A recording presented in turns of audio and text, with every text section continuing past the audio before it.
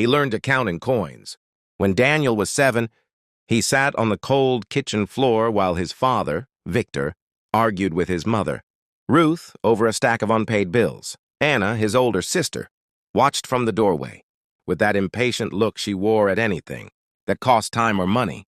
The humiliation of being invisible around money planted itself inside him like a grain of glass. He grew up quiet, watching ledgers and learning the language his family used when they wanted to wound each other, money. Years later, after nights at a diner and stolen hours teaching himself code, Daniel came home different.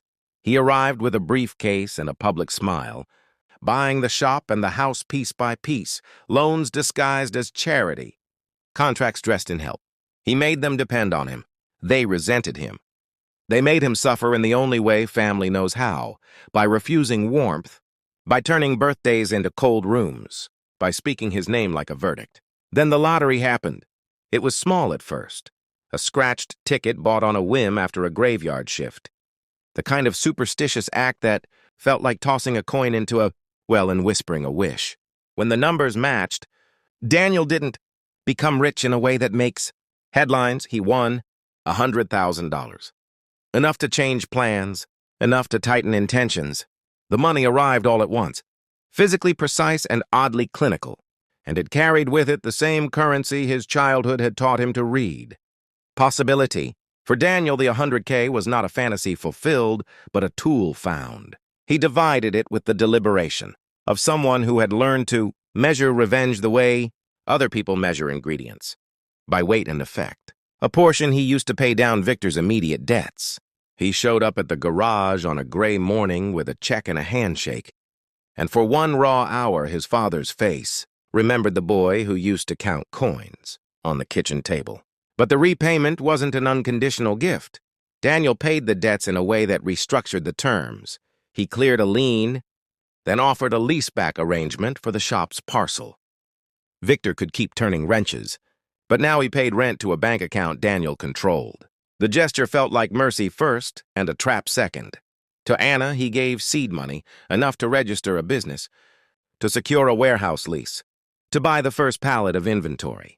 She cried when she opened the envelope. She called him a savior. He taught her how to sign contracts. He added a clause to the shareholder agreement that would transfer additional shares to him if she missed 2 quarterly sales goals. He told himself it was for her protection, discipline sealed in paper. Anna called him cold when she read the clause. She called him family when she needed to sign invoices. Ruth got the smallest, most human piece of the prize. A week-long trip to see the ocean, paid for without conditions. For the first time in decades, she walked on sand without counting pennies. She returned with salt-damp hair and a fragile, softened smile. Daniel watched her laugh and felt something like victory and something like sorrow at the same time. He had bought her a reprieve the way you buy medicine. Temporary relief, not cure. The remaining money Daniel used like mortar, not show. It became a down payment on a portfolio that would, in time, make the town rely on him far beyond 100K's lifespan. It paid for counsel to rewrite contracts, for an accountant who knew how to structure dependency as stability. In interviews, he framed it as giving back. In private, he converted small wins into long-term leverage, though 100K changed the tempo of his revenge. Before, his retribution had been slow, surgical, buy the lot, attach a clause, tighten a deadline. The lottery made him bolder. It allowed him to be generous on the surface, pay a bill here, fund a repair there, while the legal scaffolding beneath tightened like a noose. His family rebuked him and refused to come to dinners. He accepted the silence. He had traded childhood humiliation for ultimate control, and the ticket had given him speed. They made him suffer for it.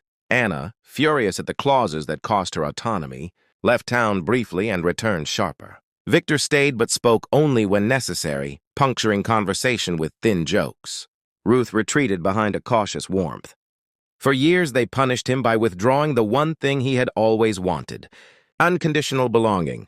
They turned his victories into evidence, proof that money had changed him, so they hurt him, the way family can, with disappointment and absence. Then when creditors came or a supplier collapsed, they were the ones who had to call Daniel. Anna's shipment failed during a winter storm. She called him at 2. A.M. Victor's back went out, and a specialist in the city was the only one who could fix him. Ruth's landlord raised the rent. Daniel answered. He negotiated emergency terms, advanced short-term cash, used his accounts to bridge payroll. Each rescue bought a little relief and transferred. A little more dependence back to him. The $100K had been a seed. His later investments were the tree that shaded them and trapped them in its branches. The revenge's meaning shifted as the years did. At first it felt like balance, a ledger entry made even. But the ticket's windfall taught Daniel a harsher grammar. That mercy could be arranged so it obliges. That generosity could be a leash. In quiet moments, he admitted to himself the truth. The lottery did not make him cruel. It only gave him the means to finish a sentence he'd been writing since childhood. The sentence read, "You will never make me small again." And yet dependence twisted into something else, a slow, reluctant gratitude. When Victor's illness spiked and only a specialist with a 2-month waiting list could help, Daniel's network cleared it in 2 days. When Anna's company floundered, his contracts kept her afloat, even while taking margins that ate at her pride. Ruth lived longer with medicines he arranged.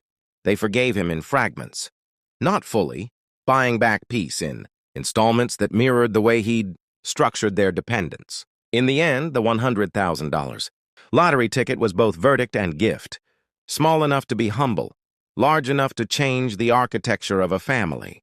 Daniel had turned chance into leverage, chance into justice as he saw it. Revenge, after the ticket, was not a one-time strike but a system. Mercy wrapped in obligation, a rescue that kept accounts open. On the night they finally sat down together again, not fully healed but less hostile, Anna pressed a fork into her plate and said, "You helped, and you hurt." Victor nodded, eyes tired.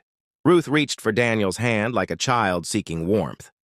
Daniel looked at them, at the faces that had carved his hunger, and understood that the lottery had not given him what he wanted most. It had given him power, a dozen ways to teach lessons he thought necessary. But it had not given him the thing coins can't buy, unearned forgiveness. He had bought influence with the $100K, traded bills for leverage, converted luck into a ledger. He had made them depend on him, and they had made him suffer for it. By withholding the only currency he had ever chased. He kept a small piece of the checkbook where he used to count coins. Sometimes when the house was quiet, he opened it and let the numbers breathe. The ticket had answered one hunger but revealed another. That revenge, once spent, still costs,